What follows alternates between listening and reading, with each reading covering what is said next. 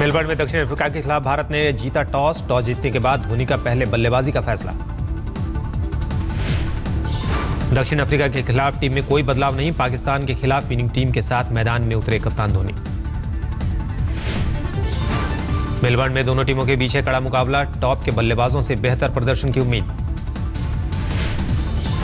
World cup में south Africa से कभी नहीं जीता है भारत। 1992, 1999 और 2011 में हुए मुकाबले में जीता था दक्षिण अफ्रीका।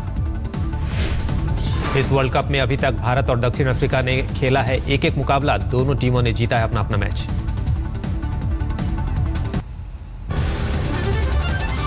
सचिन तेंदुलकर को टीम इंडिया की जीत का भरोसा। आज तक के खास शो सचिन में माना कि दक्षिण अफ्रीका के खिलाड़ी से है कड़ी चुनौती। मुझे पता है कि साउथ अफ्रीका के पास बहुत अच्छी बैटिंग है, फील्डिंग बहुत अच्छा कर लेते हैं, रनिंग बिटवीन द विकेट्स बहुत अच्छी है और बॉलिंग अटैक भी टॉप क्लास है, मगर इन्हीं को हराने में मजा आएगा।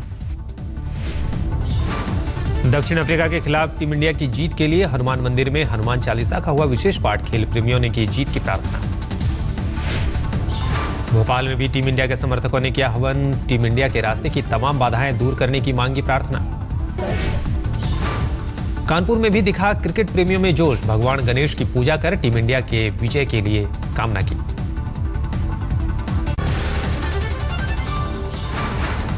आज शाम 5 बजे फिर से बिहार के मुख्यमंत्री बन जाएंगे नीतीश कुमार। राजभवन में राज्यपाल केसरीनाथ त्रिपाठी दिलाएंगे पद और गोपनीयता की शपथ। बिहार के 24वें मुख्यमंत्री होंगे नीतीश कुमार। नीतीश कुमार के साथ कैबिनेट के 7 मंत्री ले सकते हैं शपथ। नीतीश के साथ विजय चौधरी, विजेंद्र यादव, ललन सिंह, श्याम रजक, पीके शाही, रेणु कुशवाहा और श्रवण कुमार बन सकते हैं। कांग्रेस को भी नीतीश का सरकार में शामिल होने का ऑफर। सूत्रों के मुताबिक विश्वास मत हासिल करने के बाद सरकार में शामिल हो सकती है कांग्रेस।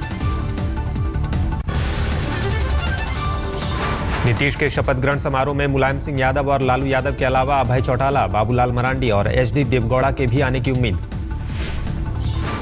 यूपी के सीएम अखिलेश यादव, पश्चिम बंगाल के सीएम ममता बनर्जी और असम के सीएम तरुण गोगोई भी होंगे शपथ ग्रहण में शामिल। 11 मार्च को बिहार विधानसभा में नीतीश कुमार सिद्ध करेंगे बहुमत। 11 मार्च से ही शुरू होगा बिहार विधानसभा का बजट सत्र।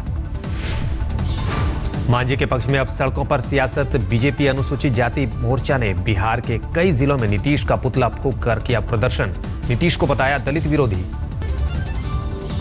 पेट्रोलियम मंत्रालय में जासूसी के मामले में गिरफ्तार पत्रकार शांतनु सैकिया का दावा, 10,000 करोड़ का घोटाला उजागर करने की कर रहा था कोशिश। It's a 10,000 crore scam. You know, I was trying to do a cover up. I was doing a cover up. They are doing a cover up operation. It's a 10,000 crore scam. Please note this. Delhi police crime branch ने और कसा शांतनु पर शिकंजा। Fertiliser और ऊर्जा के अलावा solar energy और पेट्रोकेमिकल मंत्रालयों में भी जासूसी का शक। पुलिस ने शांतनु के स्टाफ से भी की पूछताछ। शांतनु के साथ कारोबारी रिश्ते रखने वालों की भी तैयार की लिस्ट। 10,000 करोड़ के घोटाले के शांतनु के दावे पर बोले पेट्रोलियम मंत्री धर्मेंद्र प्रधान। कहा, अपने बचाव में दे रहे हैं दलील, हर पहलू की होगी जांच। पेट्रोलियम मंत्रालय के ज्वाइंट सेक्रेटरी स्तर के 2 अधिकारी भी शक के दायरे में। पुलिस को कुछ रिटायर्ड अधिकारियों की भी मिली भगत का शक।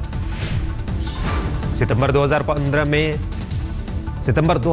में आईबी ने भी सरकार को किया था अलर्ट। पीएमओ को भेजी चिट्ठी में कहा था कुछ अफसर करवा रहे हैं सीक्रेट दस्तावेजों को लीक। शनिवार को पटियाला हाउस कोर्ट में पेश किए गए सभी गिरफ्तार आरोपी 3 दिनों के रिमांड पर कोर्ट ने किया पुलिस के हवाले। कोर्ट में जिरह के दौरान बचाव पक्ष के वकील ने आरोपियों की हिरासत को कहा अवैध, किसी साजिश से किया इनकार। कहा, बरामद दस्तावेज सरकारी हैं पर गोपनीय या संवेदनशील नहीं।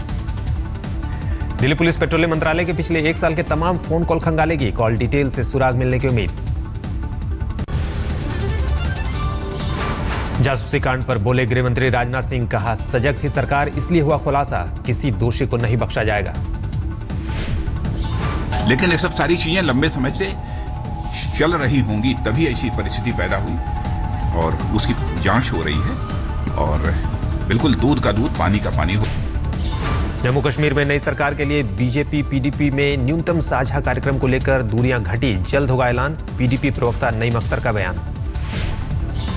25 फरवरी को शादी की 50वीं सालगिरह मनाएंगे बीजेपी मार्गदर्शक मंडल के सदस्य लालकृष्ण आडवाणी। पीएम समेत कई नेता कर सकते हैं शिरकत। बजट सत्र से पहले लोकसभा अध्यक्ष सुमित्रा महाजन ने बुलाई सर्वदलीय बैठक। सदन को सुचारू रूप से चलाने के लिए करेंगी सभी दलों के नेताओं से बात। संसदीय कार्य मंत्री वेंकैया नायडू भी तमाम पार्टियों के नेताओं को देंगे बजट सत्र में पेश होने वाले बिलों की जानकारी। विपक्ष का मांगेंगे सहयोग। बजट सत्र से पहले शनिवार को बीजेपी मुख्यालय में पार्टी अध्यक्ष अमित शाह के साथ अरुण जेटली और तमाम बड़े नेताओं की हुई बैठक। संसद का बजट सत्र भी हंगामेदार रहने के आसार। अध्यादेशों के स्थान पर विधेयक लाने की मांग के अलावा भूमि अधिग्रहण बिल पर भी हो सकता है हंगामा। विरोध के बाद भूमि अधिग्रहण बिल में संशोधन करने पर विचार कर रही है सरकार। सूत्रों के हवाले से खबर। देर शाम गृहमंत्री राजनाथ सिंह के घर भूमि अधिग्रहण बिल के संशोधन में हुई बैठक। सुषमा स्वराज के अलावा चौधरी वीरेंद्र सिंह भी हुए शामिल। हरियाणा के सीएम मनोहर लाल खट्टर का बयान। केंद्र सरकार के भूमि अधिग्रहण बिल पर गलत सूचनाएं फैला रहे हैं लोग। भारत सरकार ने भूमि अधिग्रहण पर जो अध्यादेश जारी किया था उसके बारे में कुछ लोग मिथ्या प्रचार कर रहे हैं। हमें यह जानना पड़ेगा कि इस अध्यादेश में क्या क्या प्रावधान किए गए हैं। वित्त मंत्री अरुण जेटली की सरकारी बैंकों के कर्मचारियों से अपील। हड़तालों में ना लें हिस्सा। बातचीत ही है किसी भी समस्या के समाधान का तरीका।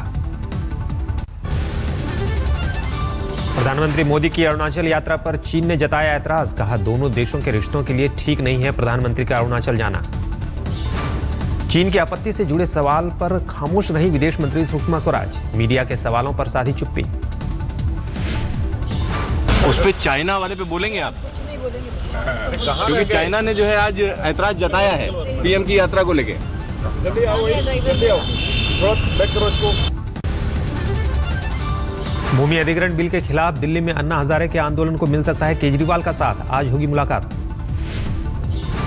आम आदमी पार्टी पहले से ही है अन्ना के सहयोग को तैयार। आज शाम महाराष्ट्र सदन में अन्ना से मिलेंगे अरविंद केजरीवाल।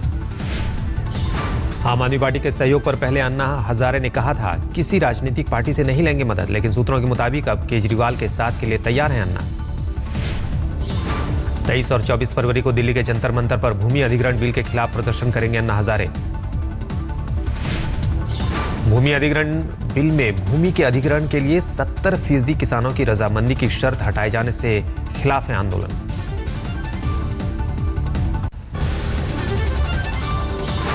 दिल्ली के नए मंत्रियों के लिए घर ढूंढने की कवायद शुरू। सूत्रों के मुताबिक मथुरा रोड पर 17 नंबर बंगले में रहेंगे मनीष सिसोदिया। दिल्ली के लिए बजट तैयार करने में जुटे मनीष सिसोदिया कम पैसों में बड़ा कोष बनाने के लिए विशेषज्ञों से ले रहे हैं राय। शनिवार को आरबीआई के पूर्व डिप्टी गवर्नर सुबीर विट्ठल गोकरन से मिले सिसोदिया। बजट पर मांगे सुझाव। दिल्ली के बुराड़ी थाने में आम आदमी पार्टी के बवाल ने लिया सियासी रंग। बीजेपी ने बताया सोमनाथ भारती प्रकरण की पुनरावृत्ति। कहा पुलिस पर रौब डालने गए थे आप विधायक। आप विधायक संजीव झा ने मामले को बताया पुलिस की ज्यादती। संजीव झा और आप विधायक अखिलेश पति त्रिपाठी पर दर्ज हुई एफआईआर। केंद्रीय मंत्री रमाशंकर कठेरिया की भतीजी की शादी में शामिल हुए प्रधानमंत्री नरेंद्र मोदी। वर वधू को दिया आशीर्वाद। आसनसोल में पुलिस कमिश्नर के पास एक घर में बड़ी संख्या में पुलिस की वर्दी, नेम प्लेट, बैज, टोपी और जूते बरामद। पुलिस का दावा बरामद सामान पश्चिम बंगाल पुलिस का नहीं, जांच जारी। किसी बड़ी आपराधिक साजिश की आशंका। रायपुर में कांग्रेस कार्यकर्ताओं पर हुए लाठीचार्ज के विरोध में कांग्रेसियों ने दिया मौन धरना। घटना को बताया लोकतंत्र पर हमला। कोलकाता के अलीपुर कोर्ट में शारदा घोटाले के आरोपी मतंग सिंह की पेशी। कोर्ट ने मतंग की जमानत याचिका को फिर किया खारिज। पीएम मोदी के सूट की सूरत में निकली शोभा यात्रा। 4 करोड़ 37 लाख में बिके सूट के पीछे बाइक सवारों की रैली भी चली। मोदी सूट को अपने दफ्तर के रिसेप्शन पर रखेंगे हीरा कारोबारी हितेश पटेल। कहा सूट खरीदने में सफल रहने पर बेहद खुश हूं। कोल्हापुर में गोविंद पानसरे का हुआ अंतिम संस्कार। अंतिम यात्रा में उमड़ा लोगों का हुजूम। हजारों लोगों ने नम आंखों से दी विदाई। गोविंद पानसरे की अंतिम यात्रा में राज्य सरकार पर निकला लोगों का गुस्सा। हत्यारों को अब तक ना पकड़ पाने के लिए लोगों ने की सरकार और पुलिस के खिलाफ नारेबाजी। महाराष्ट्र के सीएम देवेंद्र फडणवीस ने कहा, पानसरे की हत्या सिस्टम में वैचारिक स्वतंत्रता को खुली चुनौती, हत्यारों को बख्शा नहीं जाएगा। देश में स्वाइन फ्लू के मरीजों का आंकड़ा केवल 2 महीने में पहुंचा 13,000 के पार। 774 लोगों की स्वाइन फ्लू से मौत। स्वास्थ्य मंत्रालय ने जारी किए 20 फरवरी तक के आंकड़े। उत्तर प्रदेश में शनिवार को स्वाइन फ्लू के 25 नए मामले सामने आए। अब तक H1N1 वायरस से पॉजिटिव लोगों की गिनती हुई 190। तेलंगाना में इस साल अब तक 51 लोगों की स्वाइन फ्लू ने ली जान। कुल 1235 मरीज आए पॉजिटिव। गुजरात की सरदार वल्लभ भाई नेशनल पुलिस एकेडमी में भी फैला वायरस। अब तक 9 ट्रेनी पुलिसकर्मी पाए गए पॉजिटिव। पुणे से बीजेपी विधायक मेधा कुलकर्णी भी स्वाइन फ्लू से पीड़ित, इलाज के लिए दीनानाथ मंगेशकर अस्पताल में कराया गया भर्ती। जम्मू कश्मीर के सोपोर में 2 घंटे तक चली मुठभेड़ के बाद लश्कर के 2 आतंकी ढेर। एक घर में छुपे थे आतंकी। खुफिया जानकारी के बाद सेना ने किया ऑपरेशन। पाकिस्तान में शिया समुदाय के लोगों और मस्जिदों पर हो रहे हमलों के विरोध में लखनऊ में प्रदर्शन। शिया नेशनल फ्रंट का धरना, हमलों की निंदा की। दिल्ली के रोहिणी में महिला की बहादुरी के आगे बेदम हुए बदमाश। रिवॉल्वर लेकर घर में दाखिल हुए बदमाश अकेली महिला की समझदारी और बहादुरी देखकर भागे उल्टे पांव। गाजियाबाद के विजयनगर में दिल्ली पुलिस के रिटायर्ड दारोगा की गोली मारकर हत्या। 3 गोलियां चलाने के बाद पैदल ही फरार हुए बेखौफ बदमाश। बिहार के नालंदा में पैसेंजर ट्रेन और टाटा मैजिक की टक्कर। टाटा मैजिक में सवार 30 में से 3 लोगों की मौत। करीब 1.5 दर्जन लोग जख्मी।